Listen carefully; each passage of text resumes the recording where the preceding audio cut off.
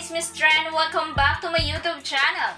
Mainit pa rin pinag-uusapan ng naging interview ni H2 kung saan ipinahagi niya ang kanyang saloobin sa naging hiwalayan nila ng kanyang ex na si Mika Salamanca. Ilang fans naman ni Mika ang hindi nagustuhan dahil bakit ngayon pang-araw nagsasalita sa H2 matapos ang lahat. Samantala, nag-iwan naman ng isang pahayag ang kapatid ni Mika na si Sam kung saan ipinagtanggol nito ang kanyang kapatid kay H2. Narito ang buong detalye ng kanyang pahayag. Hi, let's do a page together while we talk about certain exes.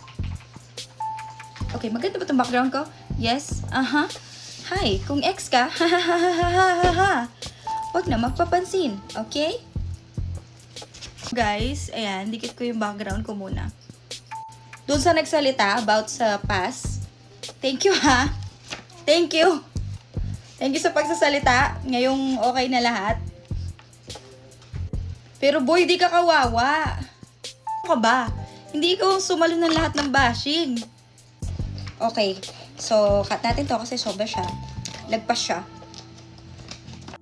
She endured all the bashing, slut shaming, name it, lahat.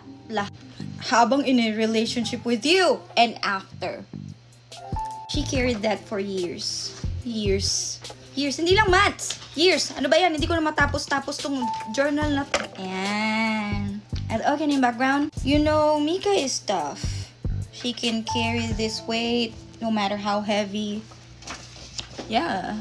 I mean, ano pa ba tong issue na to compared sa mga issue na ano niya na, 'di ba? Whoop, pinutol ko. Parang relationship niyo dapat maputol na. Ay, naputol na pala. Pero anong think kayang i-endure ng katawan niya yung bashing? Kasi nakikita na siya physically to the point na kailangan na namin mag-step in.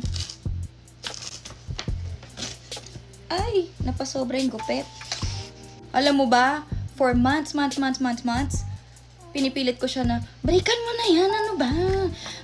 Tapos alam mo yung sabi niya, hindi ate, love ko bigyan ko pa ng chance, 1 year pa. Boy, walang nagiba, ganun pa din. Si kuya mo, immature talaga from day 1 hanggang magtapos. Hanggang ngayon. Props for you for breaking up with her, Pero after you mag-break, you know what? Lalo siyang nabash. Tapos alam mo anong nangyari? Siya yung kumuha ng lahat ng sisi. Lahat ng bashing sa kanya. Cheater daw siya. Nag-cheat daw siya sa best friend niya. Lahat ng family members namin kinokomenta na cheater siya, ganyan. Nagmakawa pa nga siya sa'yo, diba? Diba? Mag-man up ka naman, sabi niya. Mag-reply ka naman, maglabas ka naman ng statements mo. Ano ginawa mo? Wala, nanahimik ka.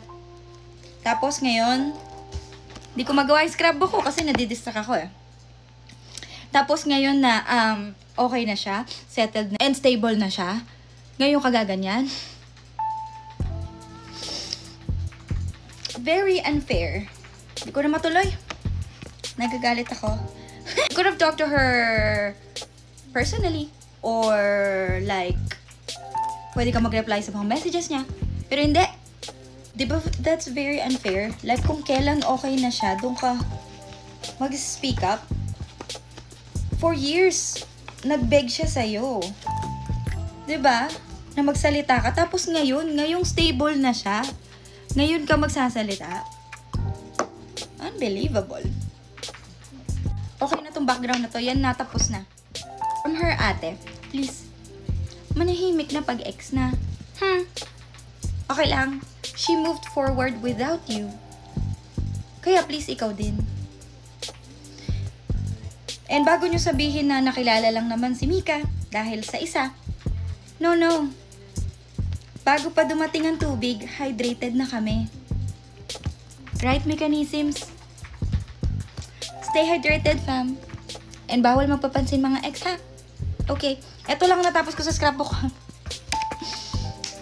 Okay, Kayo mga ka-chismis trend, ano ang opinion nyo sa usapin na ito? Comment down below, and if you like this video, please subscribe my YouTube channel and click the notification bell para mas updated ka ka-chismis trend. Thank you for watching!